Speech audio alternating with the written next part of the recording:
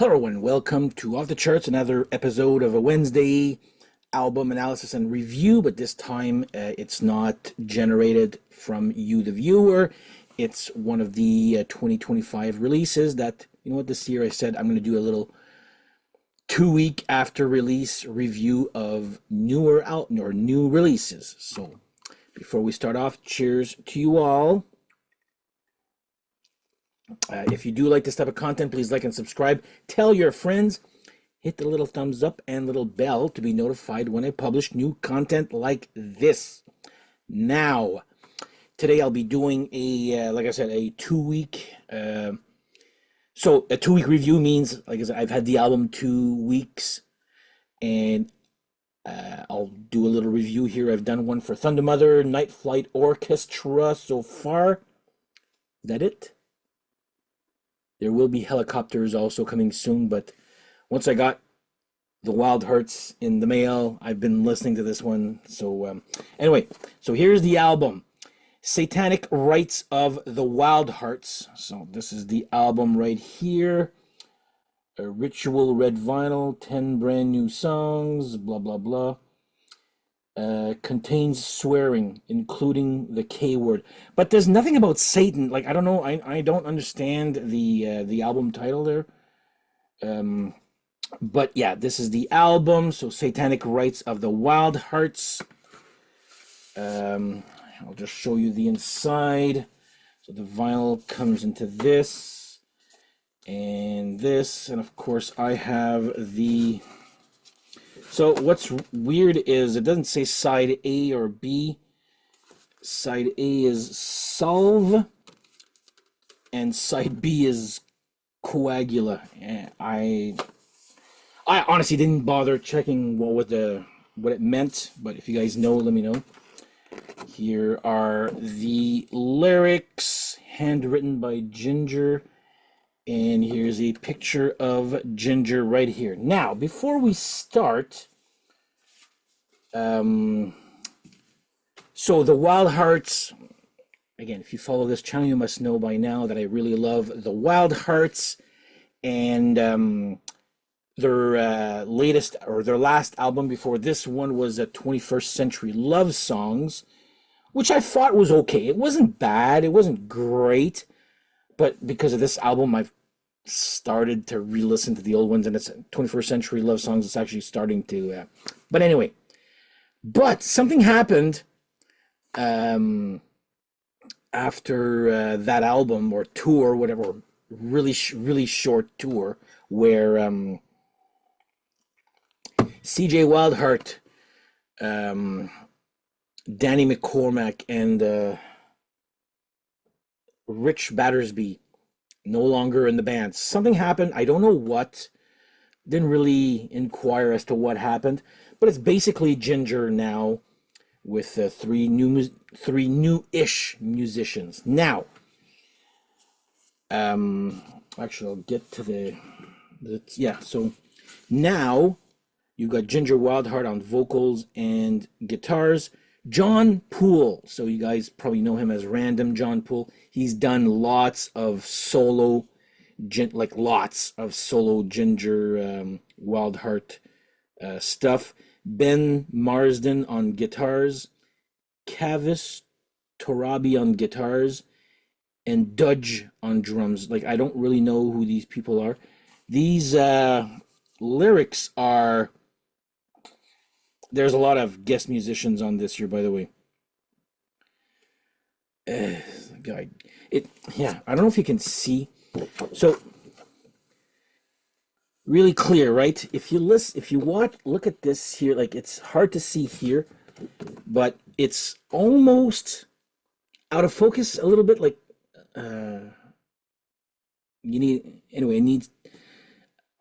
well, it's like this also. You could see right here.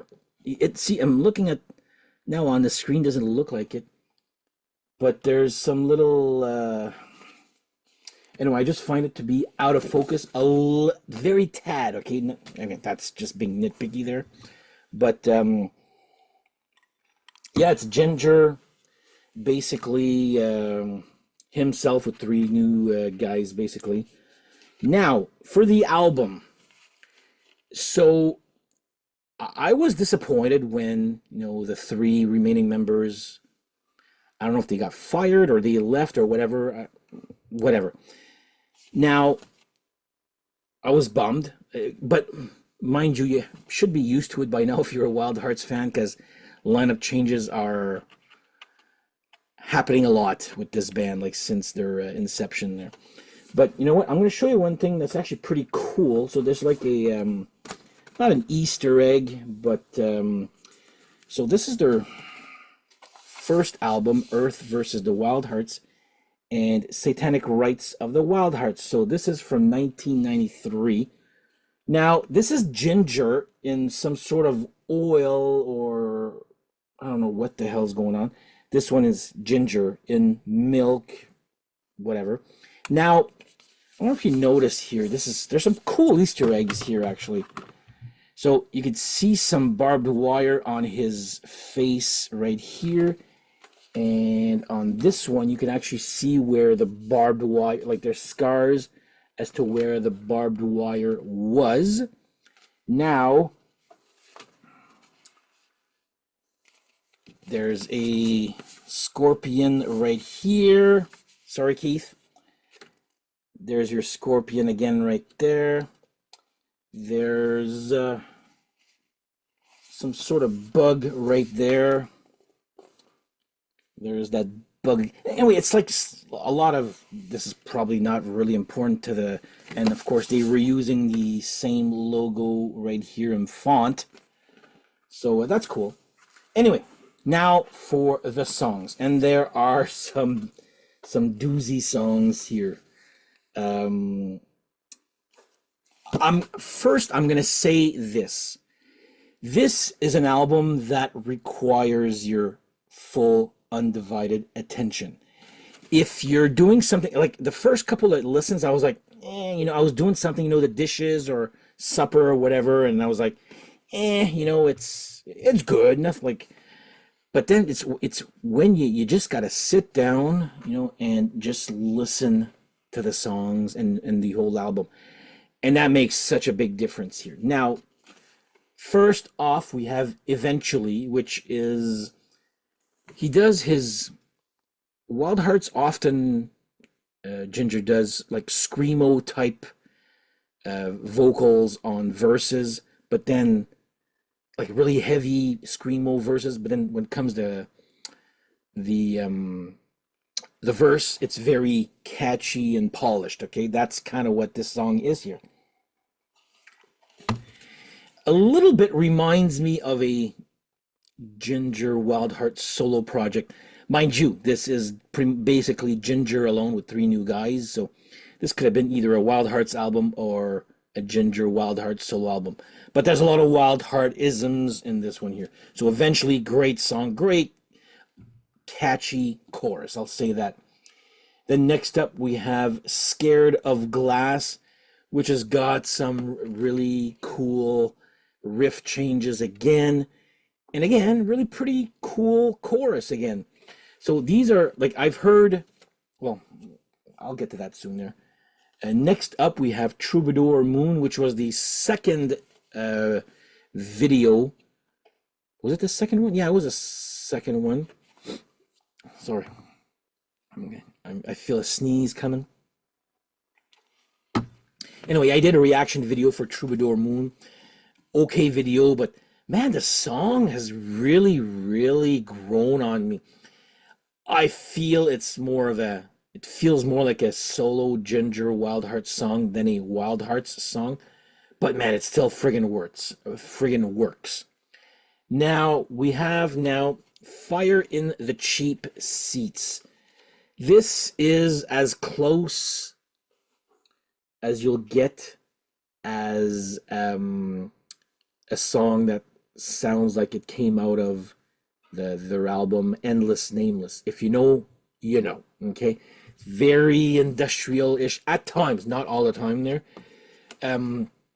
that's the only song that sometimes I love it. Sometimes I'm just like, it's a good song. Is it great? I don't think it's great yet, but it probably can get there. But yeah, Fire in the Cheap Seats is it's a cool song. It's you just got to be in the mood for that. Now, next up. Now I'm gonna spell this song first of all. This is probably the most hilarious song they've done here. So I'm gonna spell. Oh, yeah, I'll show you. Kunce. Cunts. Okay, cunts.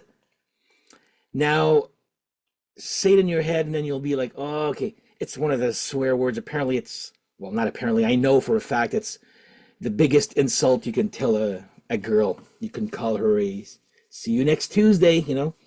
But wow, what a friggin' fun song, cunts with a C. Like, don't friggin' ban me, YouTube. This is how it is. Kunce. That's probably a little hint at their second album, which is Fuck, but it's spelled Phuq. So, a little tongue-in-cheek humor there. But man, what a friggin' hilarious song. And on his Patreon, if you follow him on his Patreon, they are asking people to, what's your definition of a cunt? I'm not going to say it singular, you know, but yeah, there's a lot of cunts out there. And to give you an idea, you know, like one of those, you're following someone on the highway and this guy's in the friggin' left lane and doesn't want to, he's in the wrong lane, but he's going super fucking slow. That's an idea, or what a cunts would be. So anyway, he's sent out, he thinks as give us an idea of what a cunts is to you. So I submitted my, I went a little bit more extreme than somebody blocking you on the highway there, going too slow. But it's actually based on a song from, here's a hint.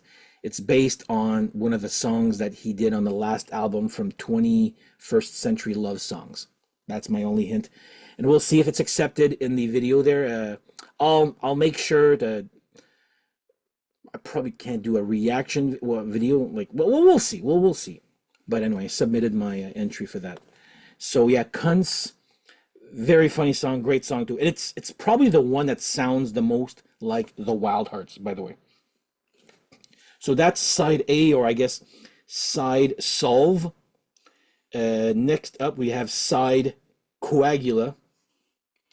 Again, if somebody knows what this means, let me know. Song number 1, Maintain Radio Silence. This is a great song, and it's probably got the best chorus of the album. I friggin' love that chorus. Like, really love that chorus. It's different. But yeah, again, really cool riffs in that song there. Next up, we have Blue Moon over Brinkburn. It's not a bad song. It's a good song. It's just, to me, it's just there. It's a decent song. It just, like, I would compare it to from Fuck, Jonesing for Jones. It's not a bad song. It's just, to me, it's just there. Nothing bad about it, but nothing really wow about it either. Okay? Now, Hurt People, Hurt People. You'd think this would be a heavy song, but it's just like one of those emotional, I friggin' love, it's a great mood song, friggin' love it there. It's really Ginger pouring his heart out lyrically and vocally on this one here. Very decent song here also. And next up we have I'll Be Your Monster, which I did a reaction video off of that one there. It's a fairly basic song. There's nothing really life-changing or musically wow in there, but it's like vanilla radio if you want to compare it to a short, cute pop song there. Actually, short, great pop song. I friggin' love I'll Be Your Monster. Plus it comes with a saxophone solo as opposed to any other guitar solo. Great little song there. And the album ends with Failure is the Mother of Success, which was the first song slash lyric video that came out. I did a reaction video for it. I think it's over 7 minutes long. Does it have the... Anyway, there's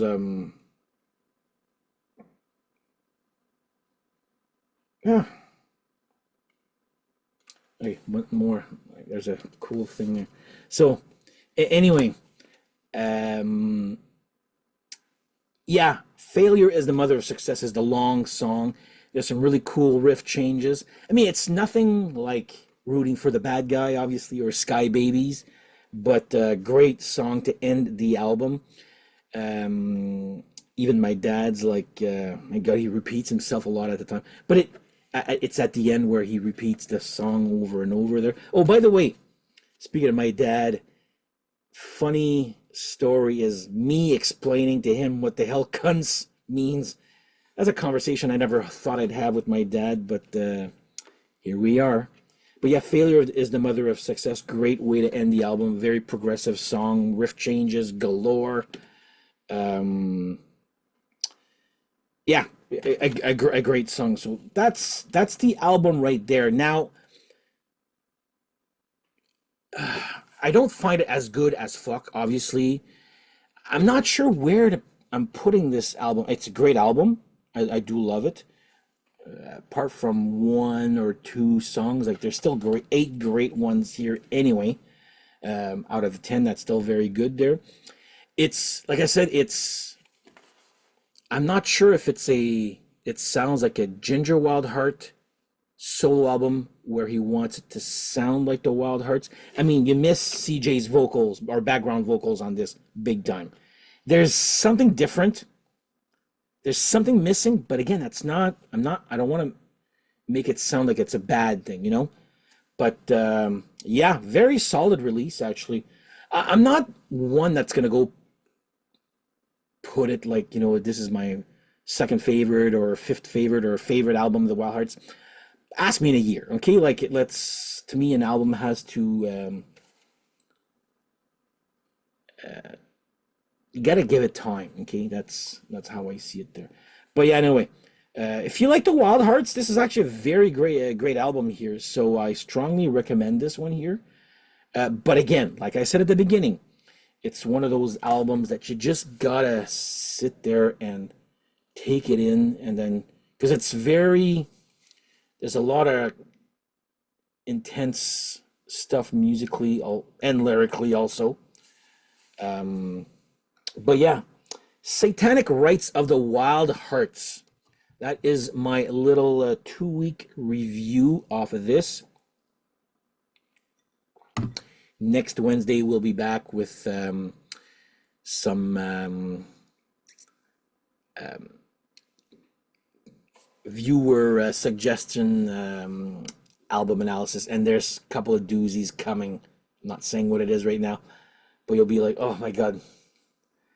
Anyway, a couple of doozies coming along. So that is my, and I'm not giving it a rating here. That's, again, to me, it's we'll give it time there. But yeah, Satanic Rites of the Wildhearts, good one here. I do like it a lot. They're very worth it. I'm very happy to.